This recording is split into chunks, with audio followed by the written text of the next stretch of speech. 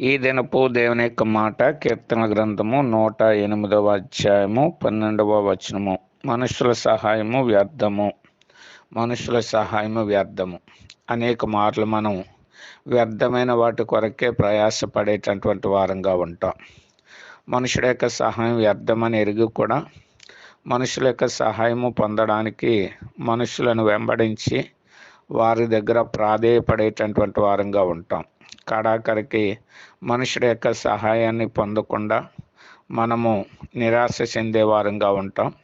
ఒకవేళ మనుష్యుడు సహాయం చేసినా అది మనకు తృప్తి కలిగించేదిగా ఉండదు. అయితే దేవుని యొక్క సహాయము మనము కోరిన దానికంటే ఎక్కువగా మనం పొందగలుగుతాం.